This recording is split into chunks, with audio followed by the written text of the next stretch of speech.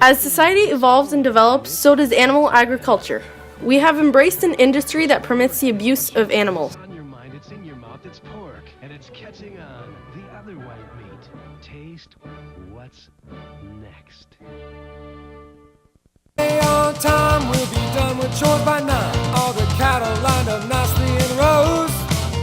Though we sometimes get annoyed, look at us, we're self-employed. We love our job and hope that it shows.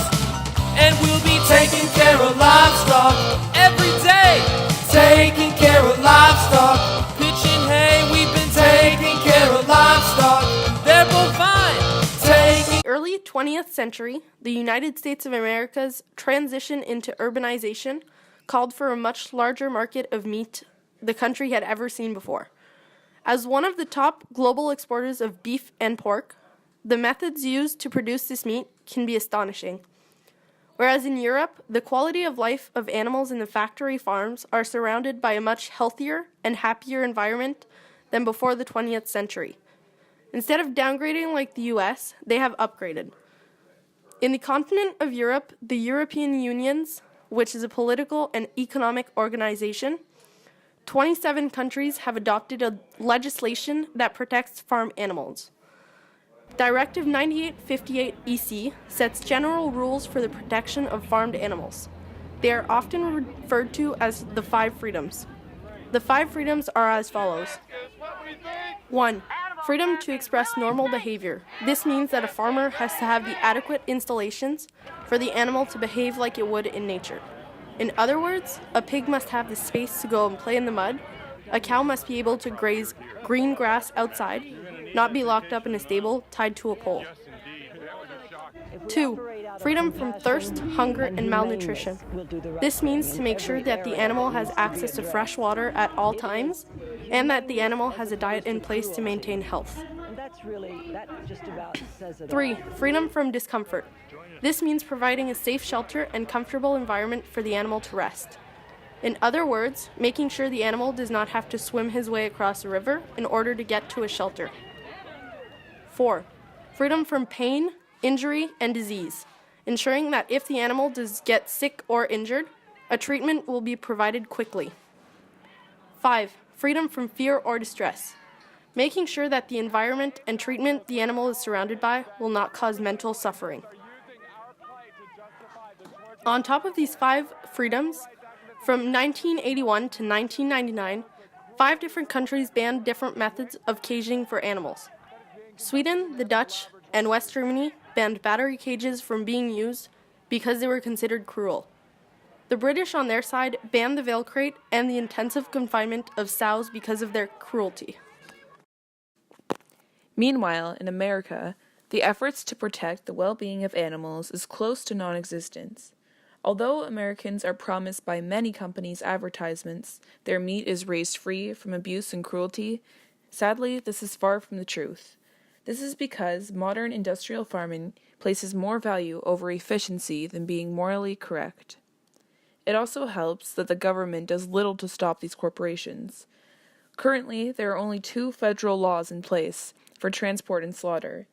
The Humane Methods of Livestock Slaughter Act requires that livestock be quickly rendered insensible to pain before being slaughtered. Yet inside the walls of massive production, there aren't any government employees ensuring these laws follow through, which is why it is seen in secret footage employees hit, drown, taser, and perform other forms of abuse on these animals. A recent study shows that Americans are not okay with the treatment animals are receiving. The American Society for the Prevention of Cruelty to Animals revealed 94% of Americans agreed that animals raised for food should live free from abuse and cruelty. So how are companies getting away with this inhumane methods? A lot goes into the gray area of labeling. Consumers are lied into believing that their meat is cage-free. However, this claim usually means instead of being stuffed into a cage, they were stuffed into an overcrowded pen or shed. Another common misunderstanding is the use of humanly raised or humanly handled. And without a clearly defined description, this label is easy to use subjectively. What makes this issue such a global one is the effects it's having on us as well as the environment. Large-scale confinements pollute the water and land nearby. A technique used by many of these farms is to fill giant pits in the ground with animal waste. Millions of gallons of feces and urine collect here, destroying the land and making the air hard to breathe. It's also important to note how much natural resources go into the food production. If all the grain currently fed to livestock in the United States were consumed directly by people, the number of people who could be fed would be nearly 800 million. This is a quote from David Pimentel, professor of ecology in Cornell University's College of Agriculture and Life Sciences. This goes to show how demanding animal farming at such a mass scale is. With the world's growing population, it is simply not attainable to keep up this lifestyle. Soon, there will be too many people to eat the amount of meat consumers are today. That's why it's better to change our habits now before we damage the land and our bodies even more. The main issue here is not the fact of eating meat, because people have been doing that for centuries, and they're not going to change that opinion overnight.